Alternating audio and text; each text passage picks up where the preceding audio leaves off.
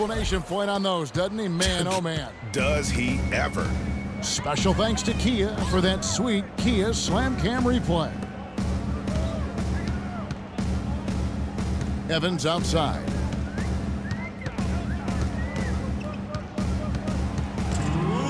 Down to 5 on the shot clock. And there's the pass to Holmes. Paul for 3, but they recover it. Here's Benjamin. And so he earns a trip to the line. Officials saw the contact, and he'll shoot 2. That's his first personal foul.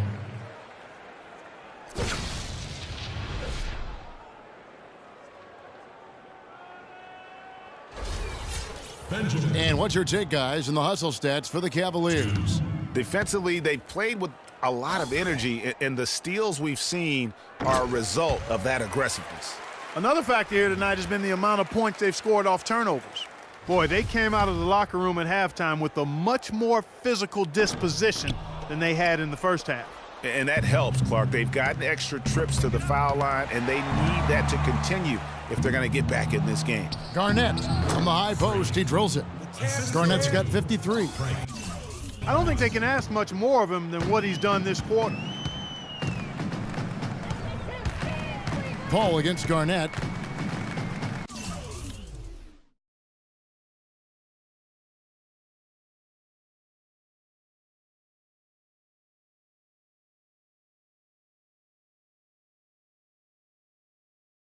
Inside. The shot, no good. Good D from Love. You know, so many games are decided by which team wins the rebound battle, and that's held true in this one so far. And, Clark, their effort on the glass has given them the advantage, but it's also been the effort in general that's made a difference. Well, guys, this was never really a contest, just a total obliteration, if you will. And you can safely say mission accomplished now for Cleveland. And this was one that never really was in doubt, I thought, Stephen Clark. An all-around dominant performance. Clark, and you kind of thought that maybe even going into the game. I certainly did, and they just cracked it open and made it an NC. No contest. Yeah, I like that.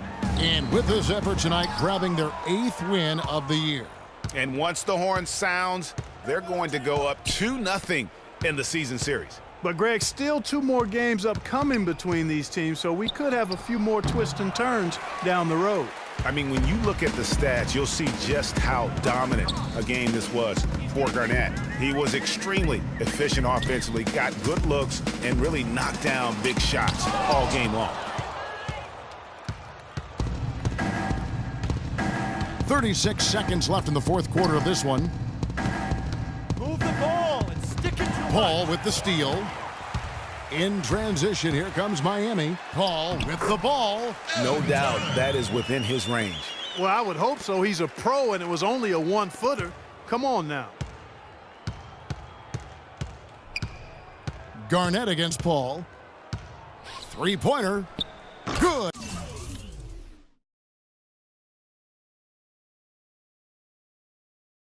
On the shot. Garnett's got 58. Well, guys, they came in here and really took charge from the opening tip. This is such a tough thing to do for a visiting team. This contest was played on their terms. And, you know, that's not the way it usually works in the NBA. It's going to be a great win, and you know it's going to be a happy plane ride out of here for sure. And so it's Cleveland taking care of business in this one. This one was over well before the final buzzer. The fans were waiting for something to get excited about, Greg, but they never got it. They sure didn't. I mean, they just rolled to this win. They made it look. The 2K Sports post-game show.